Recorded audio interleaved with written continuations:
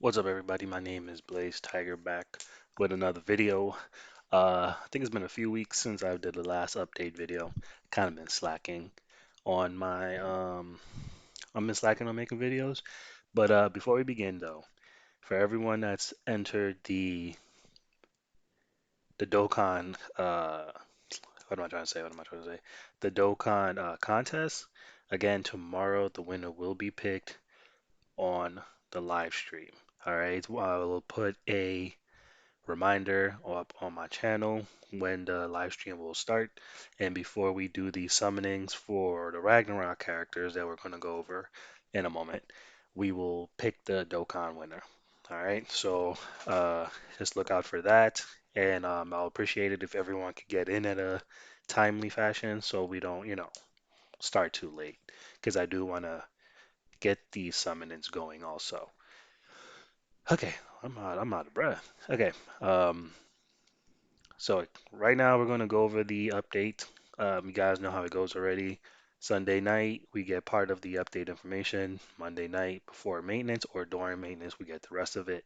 So we're going to go over this really quick, and then we'll go over the characters that we'll be getting in just a moment. So, update Ragnarok Chapter 1, Foretold Traveler.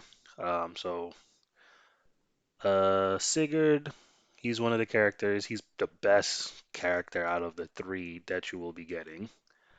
Chapter 1 is here. Added Ragnarok Chapter 1 quest and side story. Okay, unlocked by clearing the quests from the main Chapter 6 to Camelot. Clearing 100% of Clearing 100% of each character's quest will be unlocked after the Ragnarok Chapter 2 update is released. Please look forward to our next story update. So JP, I forgot the timeline. I'm not even going to try to remember. 'Cause I forgot the timeline where they stated the chapters will be placed on each versions of the game. So I'm not even about to try to remember right now. All you guys know, all we do know is that JP will get it first, and then like I think like 2 3 weeks after that, the Global gets it, or the next month Global gets it. One of the best things about this update is that you're getting this character for free, right? Which she is. Sadly, I hate when they make characters that can only be used in one specific thing. She is basically used for like raid boss, right? So that kind of sucks because I was hoping, because I was saying on my other videos before we even knew what the characters do, before we even knew who were coming first, I was stating that I don't think they would make a whole live stream about this new story and make the characters mediocre. I was assuming that all the characters that they were going to drop were going to be like game-changing units. Sigurd is very good, but unfortunately she's only good in one aspect of the game, which really sucks. But you're getting her for free. I like that. With her UR costume for free and 100 stones. So that's amazing. Um, if those, hopefully everyone has enough stones to at least go one round, because you go to 600 loyalty and then you can choose, I believe, right? Yeah, select one of the three heroes, right? So if you didn't summon for Bond and you didn't summon for Arthur, you didn't summon for Bond, you at this point you should have a lot of stones plus 100. You'll be able to at least do two, if not one rotation and get Sigurd. Lost Vein is going to be the next character that's coming. Again, we'll go over what they can do in just a moment. Thorna's pirate costume, demonic beast, Grayon, whatever. Um, we've fought this guy so many times. At this point, we know how that works, right? These are some of the celebration events that'll be coming. Cool. Battle event. World Tree Tower Memory of the Earth is released. Use rooms to clear the dungeon and get various rewards from the exchange shop. So you guys know how these work already. You get certain things during the event. Go to the exchange shops, get rewards. So it's no real reason to really go over that, honestly. This basically tells you what you get here. This is what you get from the exchange shop. These are the clear rewards, obviously. That's what I meant to say. Um,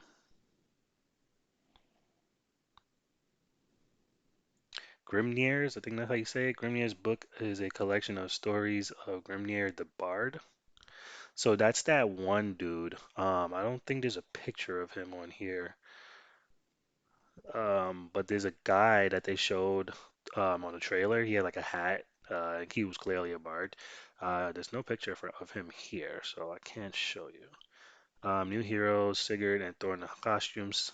Obviously, you're getting a free Thorna costume, so you know you can still purchase one, but honestly, she's only going to be used for one thing. So yeah, I'm not purchasing a costume set for her. This Sigurd costume looks really good, but I like the down to earth one, so I most likely might be getting that one. Um, Ragnarok release celebration bundles. So here's some of the bundles here. I'll be purchasing most of those to summon. Uh, System changes, added Tower of Trial 6th floor. So if you're one of those people that are interested and really into the Tower of Trials, the 6th floor will be coming, and here are the rewards for it. Of course, these two will be receiving engravings. Added Season 3 Tavern Appearance setting. Pretty cool. Cool, cool, cool. Like I stated, I like how they continue to make the game more accessible to the users. You don't have to go through a whole bunch of screens to get to one thing. They're making it very accessible, and they've been doing a pretty good job. I mean, there's a lot more other stuff that needs to be done um, to kind of make the game a little bit more smooth, especially for those who are free to play. But we could go over that in another video. Check-in reward update. This is what you get from check-ins. No real reason to go through that. Seven Deadly Sin, Wrath of the Gods, Part 3. Draw lineup. I mean, it's okay. I mean, you have this guy here that's pretty good. He's really good. Very good for the Hell Ray for the Blue Demon. Um, you know, very good, very good. He's okay. He's okay. So he's all right. Not bad. New Full Sorgress Coin Dungeon. Okay. Forbidden Square East, Forbidden Square West, Forbidden Square North. Okay, so we're not gonna go all over this really. I want to get to the characters here. Added Halloween, added Halloween Holy Night. Go through unique details. Added details both ways of the iconic here are. There's no. Okay, yeah, we're not gonna. You guys want to go over this? You guys can read this there. I really just want to get over to the characters here, and these are just the stuff that are ending. Right, so all the second year anniversary stuff. I wonder when did Grand Cross drop on Global? I cannot remember, but I wonder what they're going to do for our actual second year. I don't know. That's interesting. I didn't think about that. But I was looking at this. I was supposed to do a video on these guys, and again, I've been dropping the ball on doing videos, so I did not. That's why I had it open. So yeah, I've been slacking. All right, so let's go over. You know what? Let's do it this way. Let's go look at Thorna. Wait, is that his spell name?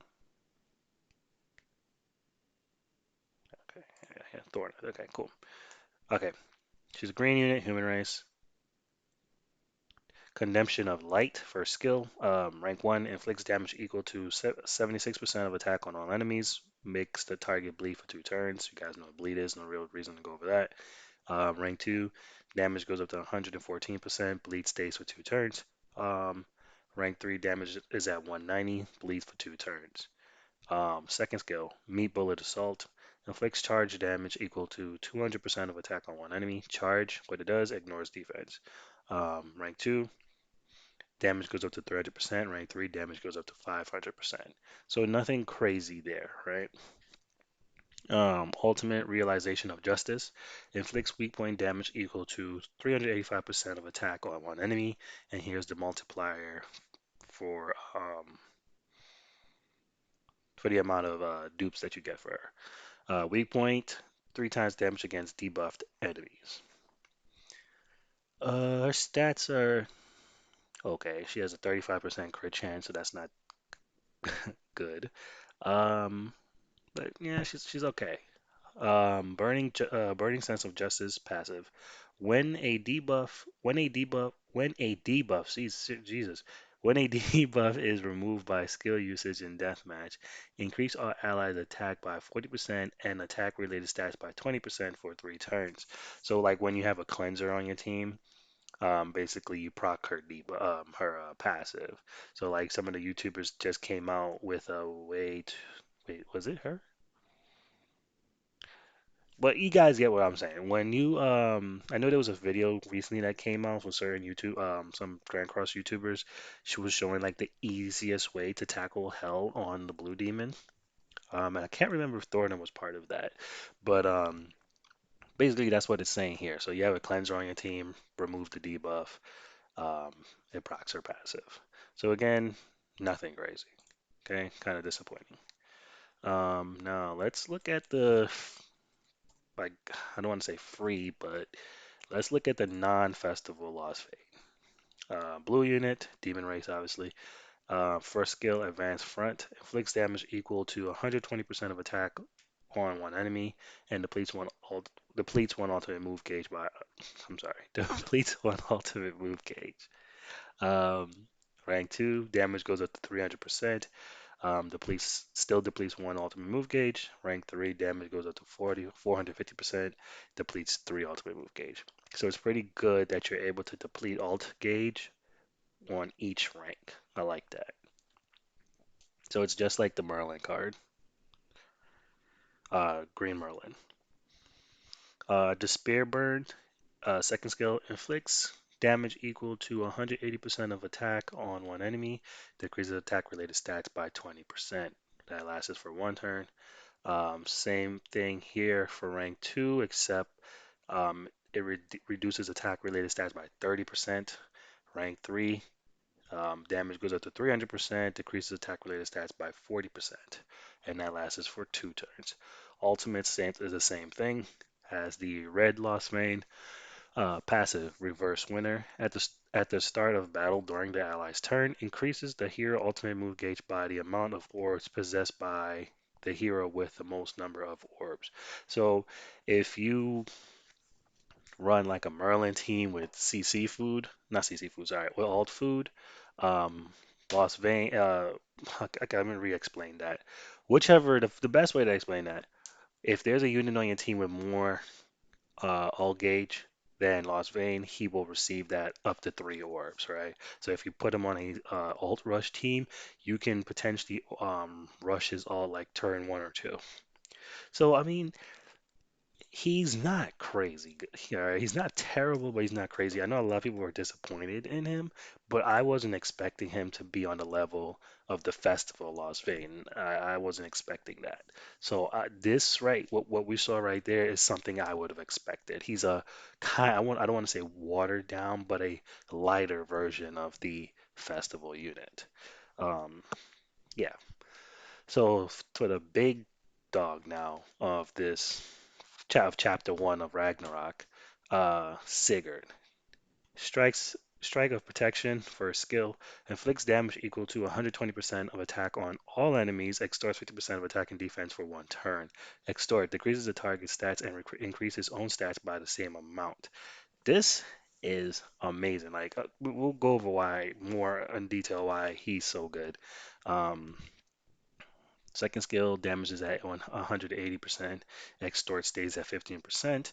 Um, Rank 3, damage 300%, extort 25%, lasted for 3 turns. Second skill, Curse Strike, and then on top of that, it hits all the enemies. That makes it even more busted. Um, Second skill, Curse Strike, inflicts amplified damage equal to 108% of attack on one enemy. Amplify, damage dealt 30% per active buff on self. And we'll go over his passive works very well with this, but we'll go over that in just a moment. Um, Rank 2, damage 270%. Rank 3, damage 450%. Ultimate Dragon Slayer inflicts flood damage equal to 560% of attack on one enemy. Flood 0.8% additional damage for every percent of remaining HP on self. So just like um, The one Escanor's first skill, that's basically what he has on his ult. So he does a lot of damage. Flood is like one of the best abilities in the game. Passive now. Successor of the famous sword Graham. At the start of ally's turn, for every enemy affected by stat decreasing effect, which is extort, um, applies an effect which increases attack stats of all allies by 10% for 2 turns up to 3 times. In addition, here is also a demon race affected by uniques and commandments. So,